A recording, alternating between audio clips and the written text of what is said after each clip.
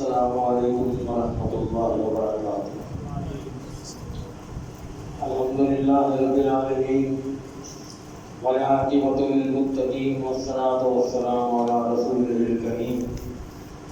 یا رب لک الحمد کما ینبغی لجلال وجہک وعظیم سلطانک۔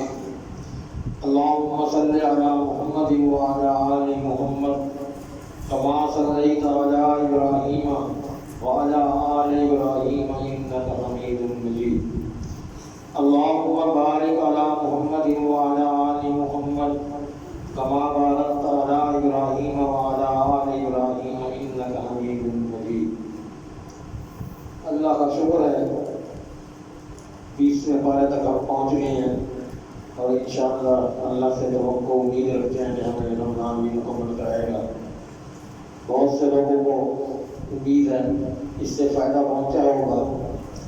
اللہ تعالیٰ ہمیں اسی طرح قرآن سے محبت اور اس کو سمجھنے کی جستجو ہمارے اندر اللہ پیدا فرمائے۔ سورۃ نمل کا آخری حصہ تھا یہاں پہ، اور 20واں پارہ شروع ہوا۔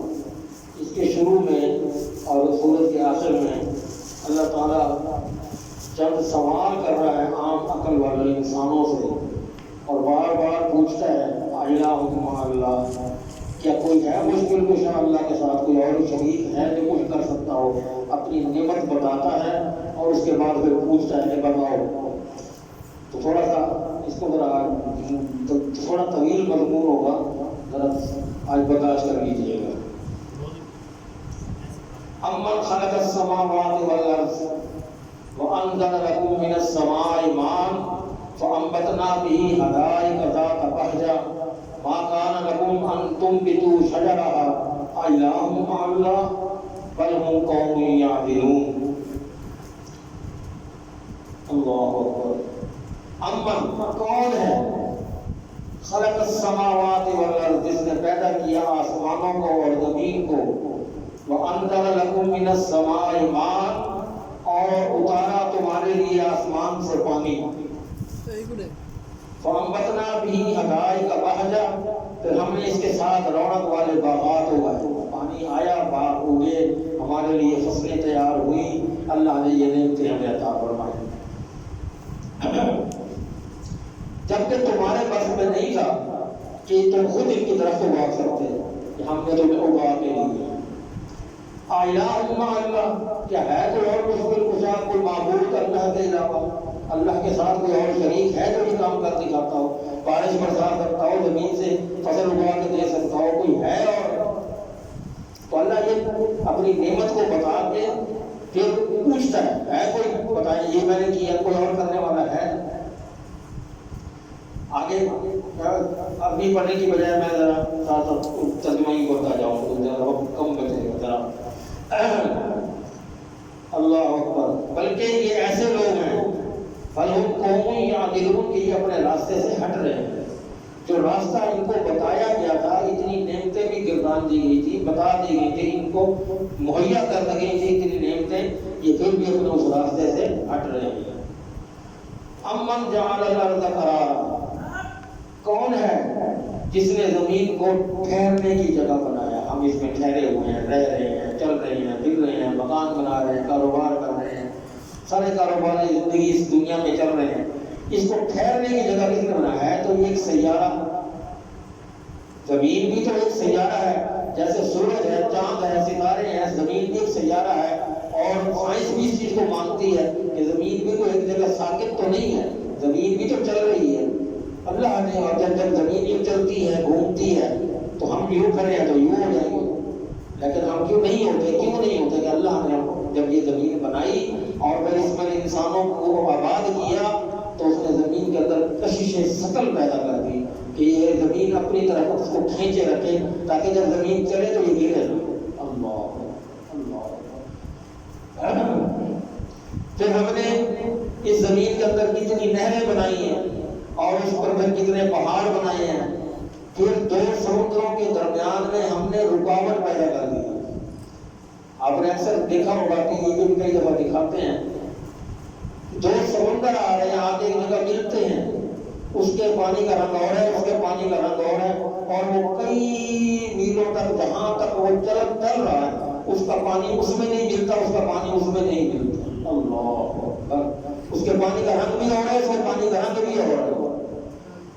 کون کرنے والا ہے؟ الہ مع، ہے کوئی اور جو کام کر کے دکھا سکتا ہے؟ بیچ میں کوئی دیوار بھی نہیں ہے، پانی دونوں چل رہے ہیں، کوئی دیوار نہیں ہے، لیکن وہ پانی اس میں نہیں ملتا، وہ پانی اس میں نہیں ملتا۔ بل اکثرهم لا یعقلون، بل اکثرهم لا یعلمون، ان میں سے اکثر جو ہے وہ جانتے نہیں ہیں۔ اچھا جی، اب یہاں امن یجیب المضطر اذا دعاہ ویکشف السوء، کون ہے جو قبول کرتا ہے، سنتا ہے، جواب دیتا ہے پریشان حال انسان کی، اذا دعاہ جب وہ اس کو پکارتا ہے، کون ہے؟ ویکشف السوء، اور وہ اس کی اس تکلیف کو دور بھی کر دیتا ہے۔ وَيَجْعَلُكُمْ خُلَفَاءَ الْأَرْضِ، پھر وہ تمہیں زمین میں جانشین بناتا ہے، تو اپنا نائب بناتا ہے کہ تم اس کا پیغام عام کرو، تم اس کے پھرو۔ الہ مع اللہ، ہے کوئی اور ایسا اس کے ساتھ جو اس کا شریک ہو، جو یہ کام کر کے دکھا سکتا ہو؟ قلیلا ما تذکرون، بہت تھوڑے لوگ ہیں تم جو سے نصیحت حاصل کرتے ہو، بہت کم لوگ ہو۔ کون ہے وہ؟ امن یہدیکم فی ظلمات البر والبحر، جو زمین کی اور سمندر کی تاریکیوں میں تمہیں راستہ دکھاتا ہے۔ زمین کی تاریکی رات ہو گئی، وہ تاریکی ہو گئی، اب وہ اس میں راستے دکھاتا ہے کہ تم اس میں چلتے ہو، سورج کی چاند کی روشنی سے، ستاروں کی سمجھ سے تم اس میں چلتے ہو، تمہیں تاریکی کے اندر بھی راستہ سجائی دیتا ہے۔ اور پھر سمندر کے اندر، پانی کے اندر جو تاریکی ہے اللہ اس میں بھی تمہیں راستہ دکھاتا ہے، اس میں بھی لوگ چلتے ہیں، کشتیاں چلتی ہیں، جاندار چیزیں جس میں چلتی ہیں، وہ نظر آتا ہے تو چلتی ہیں۔ اور جو کون ہے وہ جو ہواؤں کو اپنی رحمت سے پہلے خوشخبری دینے کے لیے بھیج دیتا ہے؟ ہوا پہلے آتی ہے، تھوڑی تھوڑی ٹھنڈی ہوا لگتی ہے، ہم اس ہوا کو سونگھ کر یا محسوس کر کے لگتا ہے آج بارش ہوگی۔ ہم کوئی عالم الغیب تو نہیں ہے، لیکن اللہ نے وہ پہلے ہوا بھیجی، اس کی خوشبو سے اس کی وہ خوشخبری ہمیں مل گئی کہ آج ہمیں بارش کی ضرورت تھی، اللہ آج موسم اچھا کر دے گا، بارش ہوگی۔ الہ مع اللہ، ہے کوئی ایسا اور جو یہ کام کر سکتا ہو؟ کوئی اس کا شریک ہو، کوئی اس کے مشکل کشا ہو جیسا کوئی ہو؟ اللہ اکبر۔ تعالی اللہ عما یشرکون، اللہ بہت بلند ہے اس بات سے جس سے تم شرک کرتے ہو۔ اللہ کو کوئی فکر نہیں ہے، کوئی اس کو پرواہ نہیں ہے، تم جو اس کو شریک ٹھہراتے ہو اللہ کا کچھ نہیں جانتا، اس کو کوئی فکر پرواہ نہیں ہوتی۔ اور کون ہے وہ جب الخلق، جس نے پیدائش کی ابتدا کی، آدم سے شروع کی اور آج تک کرتا آ رہا ہے، کون ہے وہ؟ اور پھر اسے وہ دہراتا ہے، پیدا بھی کرتا ہے، مارتا بھی ہے، پھر زندہ بھی کرتا ہے، کون ہے وہ؟ اور جو کون ہے وہ جو زمین و آسمان سے تمہیں رزق دیتا ہے، زمین سے بھی رزق مل رہا ہے، آسمان سے بھی رزق آ رہا ہے۔ الہ مع اللہ، کیا ہے کوئی اور معبود؟ ہے کوئی اور مشکل کشا؟ بتا سکتے ہو؟ اگر ہے کل کہہ دو، اللہ اے نبی ان سے کہہ دیں، کل ہاتھو برہانکم ان کنتم صادقین، اگر ہے کوئی تو لے آؤ دلیل پیش کرو میرے سامنے اگر تم سچے ہو۔ چیلنج آ گیا نا اللہ تعالیٰ، اتنی چیزیں جو میں بتا رہا ہوں، کوئی ہے میرے علاوہ یہ کچھ کرنے والا؟ اگر تم سچے ہو تو لاؤ پھر وہ دلیل پیش کرو، دکھاؤ، ثابت کرو کون ایسا کر سکتا ہو۔ اللہ اکبر۔ یہ قرآن سابقہ اقوام کی تاریخ کی تصحیح بھی کرتا ہے۔ ان ھذا القرآن یقص علی بنی اسرائیل اکثر الذی ھم فیہ یختلفون، یہ قرآن بنی اسرائیل کے سامنے اکثر وہ باتیں بیان کرتا ہے جس میں وہ اختلاف کرتے تھے۔ یعنی سابقہ اقوام نے اپنی آسمانی کتابوں، انبیاء علیہ السلام کے فرامین اور تاریخی روایات میں اپنی مرضی سے تبدیلیاں کر دی۔ آسمانی کتابوں میں بھی تبدیلیاں ہو چکی، نہ تورات اپنی اصل شکل میں ہے، نہ زبور اپنی اصل شکل میں ہے، نہ انجیل اپنی شکل میں ہے۔ یہ واحد ایک قرآن کا معجزہ ہے کہ اللہ تعالیٰ نے اس کو آج تک اپنی اصل شکل میں رہنے دیا ہے، اور اللہ نے خود فرما دیا ہے نحن نزلنا الذکر وإنا لہ لحافظون کہ میں نے اس قرآن کو اس ذکر کو نازل کیا اور میں ہی اس کی حفاظت کرنے والا ہوں. اللہ اس کی حفاظت کر رہا ہے. کس طرح حفاظت ہو رہی ہے؟ یہ کتاب یہ ورقے یہ چھپائی کے ذریعے ہمارے پاس پہنچتے ہیں تو یہ خراب ہو سکتے ہیں, یہ پھٹ سکتے ہیں, ضائع ہو سکتے ہیں, دشمنان اسلام ان کو ضائع کر سکتے ہیں, کیے جا رہے ہیں کئی جگہوں پہ. لیکن اللہ نے اس کا کیا کیا کہ ہمارے دلوں میں اس کو محفوظ کر دیا. اللہ نے یہ دنیا کی واحد کتاب ہے, پوری دنیا کی واحد کتاب ہے جو زیر و زبر شد و مد کے ساتھ پوری سینے پہ یاد ہو جاتی ہے, قید ہو جاتی ہے سینے پہ. اور کسی کتاب کو لفظ بلفظ رٹ کے تو دکھا دیں, کہیں نہ کہیں آگے پیچھے ہو جائے گی. کوئی کورس کی کتاب, کوئی دنیا کی, کوئی تاریخ کی کتاب ہم اس طرح رٹ کے یاد نہیں کر سکتے جتنا اس کا ایک ایک حرف, ایک ایک شبد, اس کی ایک ایک مد, اس کی ہر چیز ہمیں یاد ہوتی ہے. یہ اللہ کا میں کمال ہے. تو اس میں اللہ تعالیٰ مسلمانوں کو نصیحت بھی کر رہا ہے. سورت کے آخر میں اللہ اپنے بندوں کو کچھ خاص نصیحتیں فرماتا ہے. کیا کہتا ہے؟ انما امرت ان اعبد رب هذا البلد الذي حرمها وله كل شيء وامرت ان اكون من المسلمين. مجھے تو یہی حکم دیا گیا ہے کہ میں اس شہر کے رب کی عبادت کروں جو میرا رب ہے. اس شہر کا بھی رب ہے, اس زمین آسمان کا بھی رب ہے, ساری کائنات کا رب ہے. میں اس کی عبادت کروں جس نے اسے حرمت دی ہے, عزت دی ہے, تکریم دی ہے, اور اسی کے لیے ہر چیز ہے. اور مجھے حکم دیا گیا ہے کہ میں فرما بردار بن جاؤں, اس کا فرما بردار ہو کے رہوں. اور یہ اللہ القرآن کہ میں قرآن پڑھتا رہوں.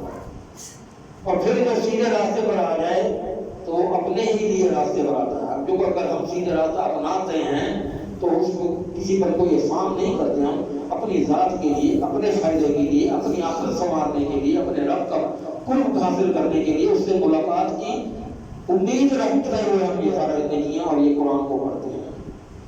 اور جو گمراہ ہو جائے تو نہ مانے اس بات کو, تو اے امین سے کہہ دیں کہ میں تو بس ڈرانے والے میں سے ہوں, اور سب تعریفیں تو اللہ کے لیے ہیں. وہ تمہیں اپنی نشانیاں دکھائے گا جب پھر تم اسے پہچان پاؤ گے. اور تمہارا رب اس بات سے غافل نہیں ہے جو کچھ تم کر رہے ہو, وہ تمہیں تمہارے انجام تک ضرور پہنچائے گا. اب آگے جناب سورت القصص شروع ہو گئی ہے. یہ سورت شعراء, سورت قصص, سورت نمل اور سورت قصص جیسے ترتیب سے آئی ہیں. یہ ان کا شان نزول اسی ترتیب سے ہی نازل ہوئی ہے جس ترتیب سے یہ قرآن کریم موجود ہے.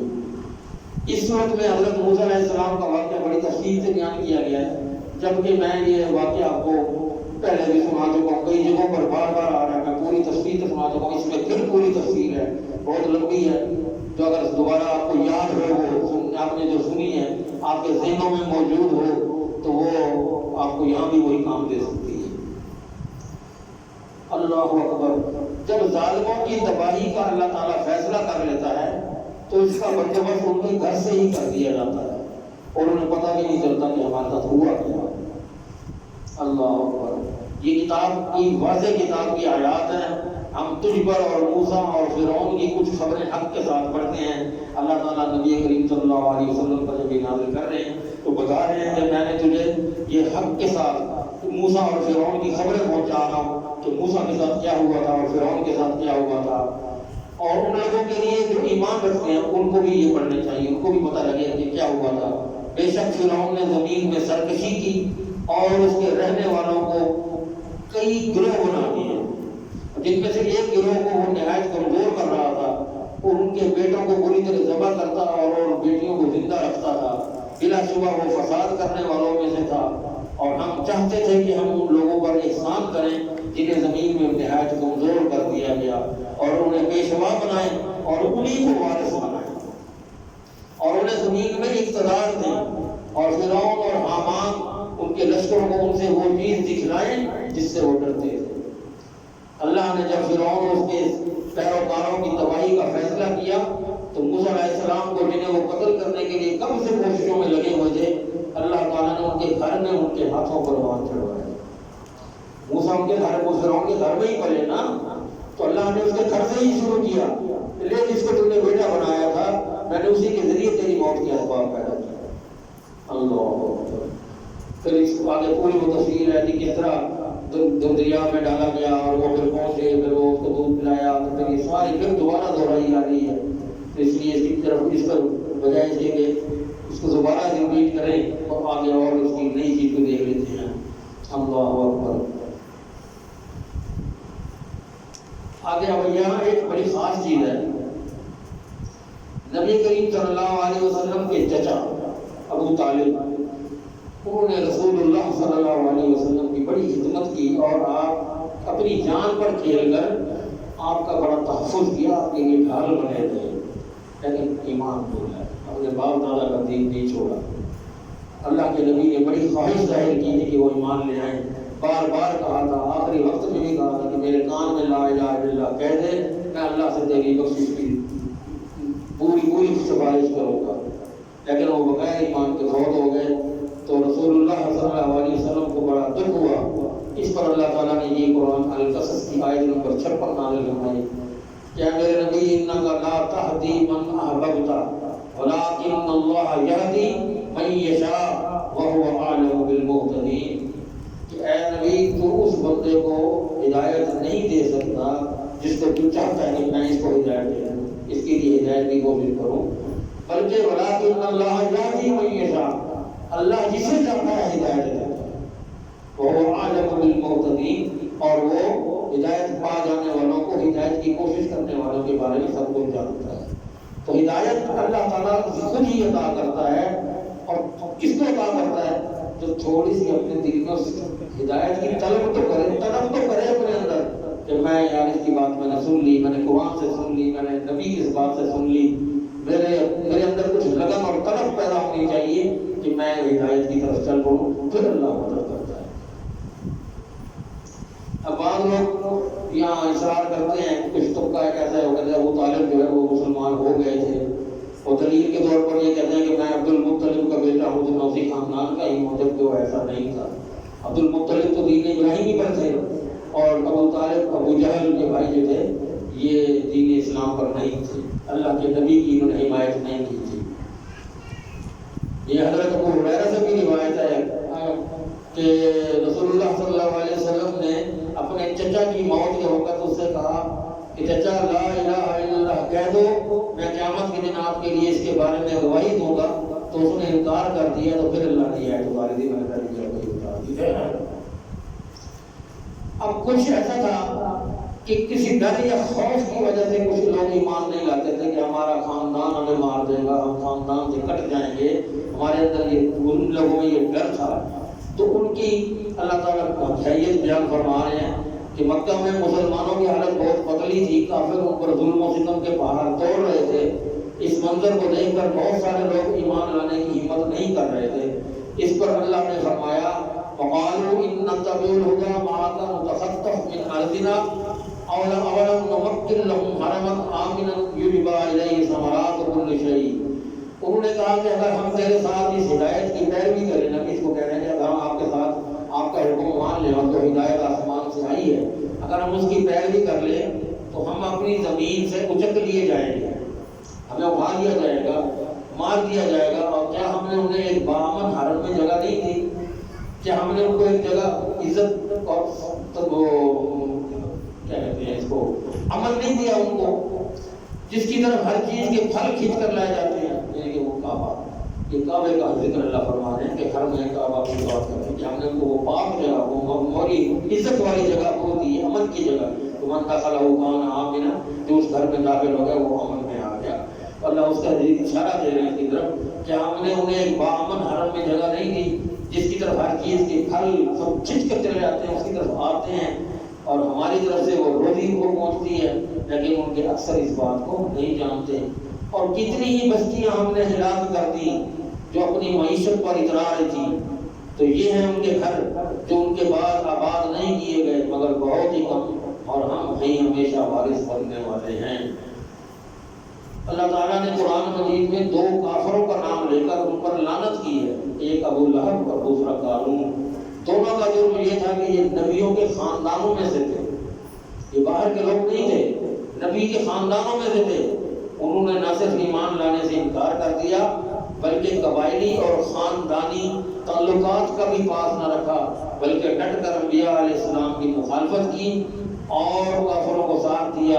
اللہ تعالیٰ نے قارون کے متعلق بڑا لمبا بیان فرمایا کہ بے شک قارون موسیٰ کی قوم سے تھا، اس نے ان پر سرکشی کی اور ہم نے اسے اتنے خزانے دیے کہ اس کی چابیاں ایک طاقتور جماعت اٹھاتی تھی، ان کے لیے بھی بھاری ہوتی تھی، طاقتور جماعت بھی نہیں اٹھا سکتی تھی، ایک گروہ تھا پورا تو قارون کے خزانوں کی چابیاں اٹھاتی تھی، اتنا اللہ نے خزانے عطا فرمائے۔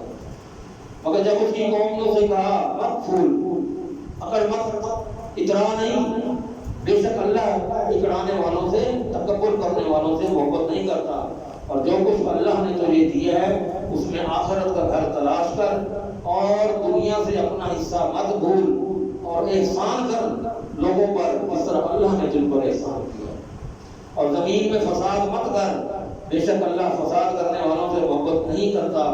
اس نے تو مجھے اس نے مجھے کہا کہ یہ علم کی بنیاد پر ہے جو میرے پاس ہے، اللہ کے پاس جو علم ہے یہ اس کی بنیاد پر ہے۔ وہ خود کہنے لگ گیا کہ میرے پاس علم ہے، میرے پاس عقل ہے، میرے پاس میری وجہ سے یہ سارا کچھ دولت ہے۔ اور کیا اس نے نہیں جانا کہ بے شک اللہ اس سے پہلے کئی نسلیں ہلاک کر چکا ہے؟ یہ علم ہے تیرے پاس، یہ علم نہیں ہے کہ تیرے سے پہلے کتنی نسلیں تباہ ہو چکی ہیں، ختم ہو گئی، جن کے نام و نشان تک مٹ گئے، اور وہ اس سے زیادہ طاقتور تھی اور اس سے زیادہ ان کے پاس افرادی قوت بھی تھی، اور مجرموں سے ان کے گناہ کے بارے میں پوچھا نہیں جائے گا۔ بس وہ اپنی قوم کے سامنے اپنی زینت میں نکلا۔ ان لوگوں نے کہا کہ جو دنیا کی زندگی چاہتے تھے، اے کاش ہمارے لیے اس جیسا ہوتا جو قارون کو دیا گیا۔ اب قارون کی دولت کو دیکھ کر لوگ اس کی طرف زیادہ مائل ہوتے تھے کہ اللہ ہمیں بھی ایسا بنا دے، ہمیں بھی اتنی دولت مل جائے جو یہ قارون کو ملی ہے۔ بلا شبہ وہ یقیناً بہت بڑے نصیب والا ہے، ان کے دین میں یہ نصیبوں والا ہے، اس کو بڑی دولت اللہ نے دیا۔ اور ان لوگوں نے یہ علم دیا گیا تھا، افسوس تم پر، اللہ کا ثواب اس کے لیے کہیں بہتر ہے جو ایمان لایا۔ یہ ان چیزوں سے وہ زیادہ بہتر ہے جو ایمان لے کر آیا اور اس نے اچھا عمل کیا، اسے یہ چیز نہیں دی جاتی مگر وہ صبر دیا جاتا ہے، اور اس صبر کا اجر ان چیزوں سے بہت زیادہ ہے۔ اللہ نے کیا کیا، ہم نے اس کو، اس کے گھر کو بھی زمین کے اندر دھنسا دیا، اس کا گھر، وہ محل جو اس میں وہ اتراتا تھا، اور اس کی وہ جس قارون کے خزانہ جو اس کے اندر موجود تھا، اللہ نے مکمل طور پر زمین کے اندر دھنسا دیا۔ پھر نہ اس کی کوئی جماعت رہی، نہ اس کے کوئی ساتھی رہے جو اس کے ساتھ اس کا مقابلہ اللہ سے کرتے ہیں، اور نہ وہ اپنا بچاؤ کر پایا۔ اور جن لوگوں نے کل اس کے مرتبے کی تمنا کی تھی، جو کہہ رہے تھے کہ یار یہ مرتبہ ہمیں ملتا، اللہ اس کے ساتھ بڑا راضی ہے، اللہ نے اس کو بہت کچھ دے رکھا ہے، ہمیں بھی ایسا ملنا چاہیے، اللہ ہمیں کیوں نہیں دیتا؟ تو جب اس کی تباہی کا منظر سامنے آیا، اس کا سب کچھ تباہ و برباد ہوتا ہے، اپنی آنکھوں سے دیکھ لیا، تو پھر کہنے لگے، اب معلوم ہوتا ہے کہ اللہ اپنے بندوں میں سے جس کے لیے چاہتا ہے رزق فراہم کر دیتا ہے، اور جس کو چاہتا ہے اس کا رزق تنگ کر دیتا ہے۔ اگر یہ نہ ہوتا کہ اللہ نے ہم پر احسان کیا تو وہ ضرور ہمیں دھنسا دیتا۔ افسوس ایسا معلوم ہوتا ہے کہ حقیقت یہ ہے کہ کافر فلاح نہیں پاتے۔ آگے جو سورۃ عنکبوت ہے، عنکبوت کے معنی ہے مکڑی، یہ جو جالا بناتی ہے مکڑی، اس میں اس کا ذکر ہے۔ اور یہ سورۃ مکی دور کی ہے، ایک طرف اس میں مشرکین مکہ کے ظلم و ستم کا تذکرہ ہے، دوسری طرف مسلمانوں میں عزم و ہمت اور استقامت پیدا کرنے کے لیے مزید وہ لوگ جو ایمان لا چکے تھے مگر ایمان کے تحفظ کے لیے کوئی بڑا قدم اٹھانے کی ہمت نہیں کر رہے تھے، انہیں احساس دلانے کے لیے سورۃ نازل ہوئی ہے۔ اس میں اللہ تعالیٰ نے اطاعت والدین کا ذکر فرمایا ہے کہ مکہ کے نوجوانوں کی بڑی تعداد تھی جو ایمان لا چکی تھی۔ اب آپ کو یہ پتہ ہی ہے کہ قبائلی سسٹم میں جو ہمارے ہیں والدین اور خاندان کی بڑی اہمیت ہوتی ہے، ہمارے جو قبائلی سسٹم ہے۔ اور مشرکین اپنی اولادوں سے پتہ کیا کہتے تھے، تم مسلمان تو ہو گئے ہو، تمہارا قرآن کہتا ہے کہ اپنے والدین کی حکم عدولی نہ کرو، والدین کی اہمیت کا اس میں بڑا ذکر ہے، والدین کی اطاعت کرنے کا حکم ہے۔ جبکہ ہم تمہیں کہہ رہے ہیں کہ اسلام کو چھوڑ دو، تم والدین کی اطاعت کیوں نہیں کرتے؟ تو اس پر اللہ نے فرمایا وَوَصَّيْنَا الْإِنسَانَ بِوَالِدَيْهِ حُسْنًا، ہم نے انسان کو اپنے ماں باپ کے ساتھ بھلائی کرنے کی تاکید کی ہے، وصیت کی ہے کہ تم اپنے والدین کے ساتھ بھلائی کرو۔ وَإِن جَاهَدَاكَ، اگر وہ زور لگائیں تمہیں، تم پر سختی کریں، لِتُشْرِكَ بِي، کہ تم میرے ساتھ اس کا کوئی شریک ٹھہراؤ، ما لیس لک بہ علم، تو اس چیز کو میرے ساتھ تو شریک ٹھہرا نہیں سکے گا جس کے بارے میں تجھے کوئی علم ہی نہیں ہے.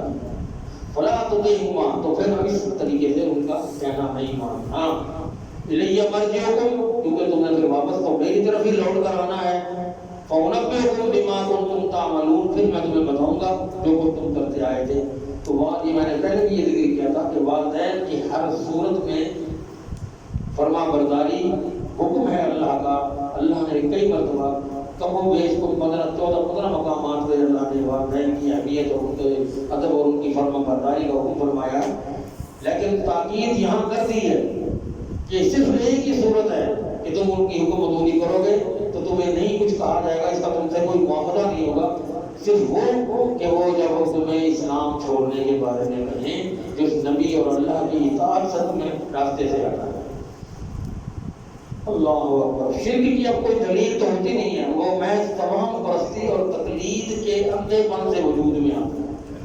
اندھا پن ہوتا ہے، بس جو بات آ گئی بڑوں نے کہہ دی، ہمارے پیر و مرشد نے کہہ دیا، بس دلیل نہیں ہوتی ان کے پاس. علم وہ ہوتا ہے جو دلیل سے بات ہو.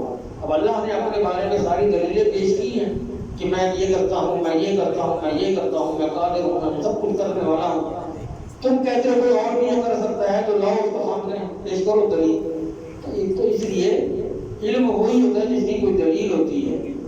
تو کچھ لوگ اپنے زیر کفالت مسلمانوں سے کہتے ہیں کہ تم اسلام کو چھوڑ دو، اگر کوئی گناہ ہوا تو ہم اٹھا لیں گے، تمہاری جگہ پہ گناہ ہم بھگت لیں گے، تم اسلام چھوڑ دو.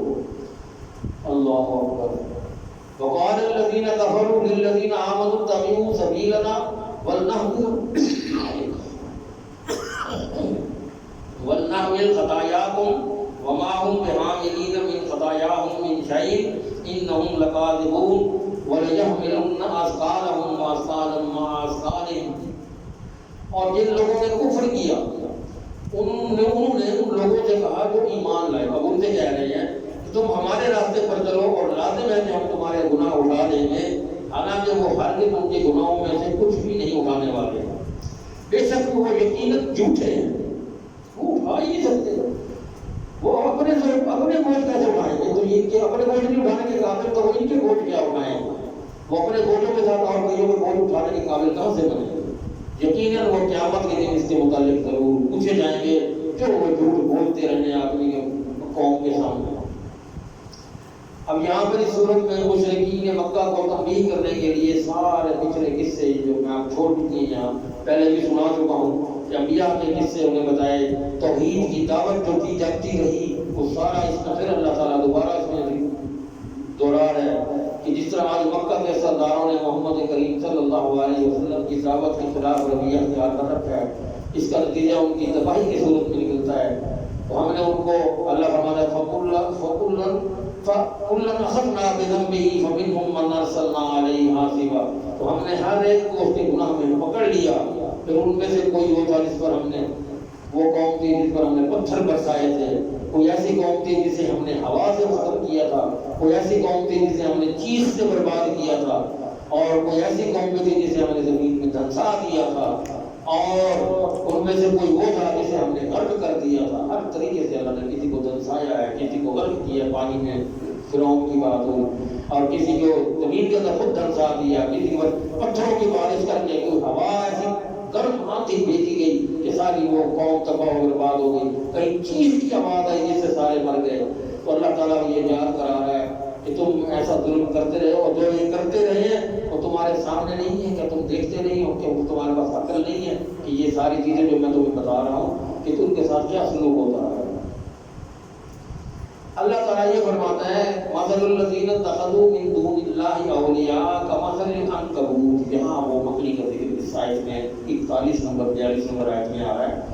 تو ان لوگوں کی مثال اللہ نے جنہوں نے اللہ کے سوا اور مددگار بنا رکھے تھے، من دون اللہ اولیاء، اللہ کے سوا کچھ اور دوست بنا رکھے تھے. کمثل العنکبوت، ان کی مثال تو مکڑی کی جیسی ہے.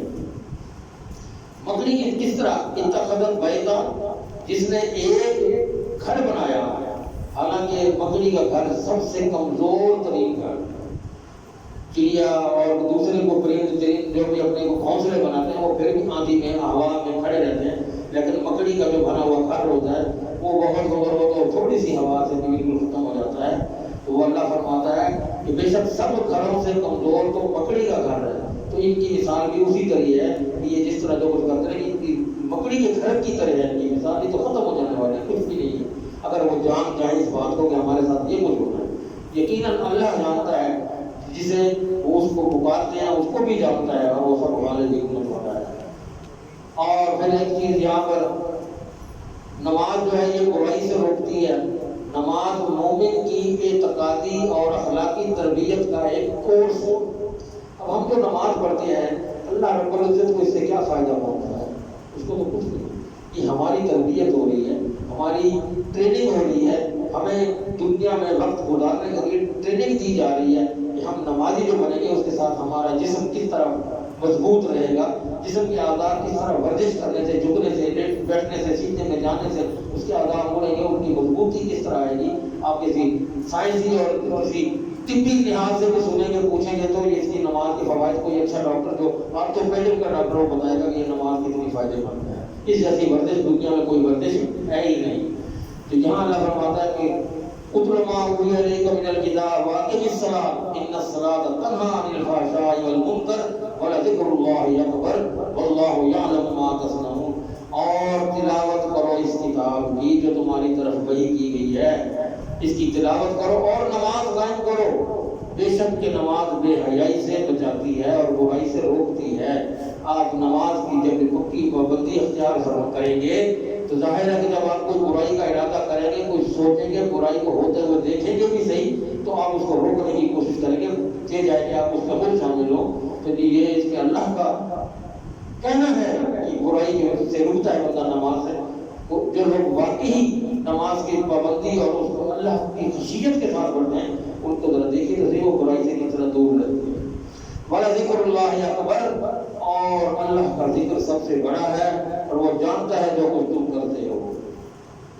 آگے پھر وہی پرانی بات جو کافر سمجھتے تھے کہ محمد اللہ کے سچے نبی ہیں اور جب ہم ان کی بات نہیں مانتے تو کیوں انکار کرتے ہیں تو ہم پر عذاب کیوں نہیں آ جاتا. اس کے جواب میں اللہ پھر فرماتا ہے وَيَسْتَعْجِلُونَكَ بِالْعَذَابِ وَلَوْلَا أَجَلٌ مُّسَمًّى, ہم وہ تجھ سے جلدی عذاب کا مطالبہ کرتے ہیں اور اگر ایک مقررہ وقت نہ ہوتا تو ان پر عذاب ضرور آ جاتا. ہم نے ایک وقت مقرر کیا ہوا ہے, چھوٹے موٹے تو یہاں تکالیف تو ہم دیتے رہیں گے, لیکن وہ عذاب جو آنا ہے جب یوم حساب ہونا ہے وہاں ان کو پوچھا جائے گا. وہ آئے گا ان پر ضرور اچانک, اور یہاں چھوٹا عذاب اچانک آ سکتا ہے, آ جائے گا. میں ان کا پابند یا ان کا مداح تو نہیں کہ یہ کہیں کہ میں ان کے مطابق چلوں. وہ تو صرف نبی عذاب کا مطالبہ کرتے ہیں نا کہ بے شک جہنم کافروں کو گھیرنے والی ہے, جس دن عذاب انہیں ان کے اوپر سے اور ان کے پاؤں کے نیچے سے ڈھانپ لے گا. اور اللہ فرمائے گا, کیا کہے گا اللہ, ذوقوا ما کنتم تعملون, آؤ اب اس کو چکھو یہ عذاب. تم بار بار کہتے تھے اللہ کیوں نہیں عذاب بھیجتا, اللہ کیوں نہیں عذاب بھیجتا, یہ تم بار بار اس کی تمنا کرتے تھے, آؤ چکھ لو یہ. اللہ اکبر. پھر ہجرت کرنے والوں کو اللہ تعالیٰ مکان اور رزق کی خوشخبری بھی ہم دے رہے ہیں.